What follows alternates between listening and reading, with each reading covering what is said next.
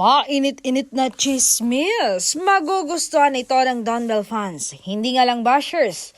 Sa kabila ang issue ng hiwalayan ngayon sa social media na hindi matukoy-tukoy kung sino, pero sa ingay ng social media tungkol sa hiwalayan, Donbell ay nananatiling matatag. Chika nga ng Marites, binisita ngayon ni Donnie Pangilinan ang kanyang nobya ngayong araw. Ang sweet nga ng aktor, may dala pa talagang merienda para sa nobya at pamilya nito.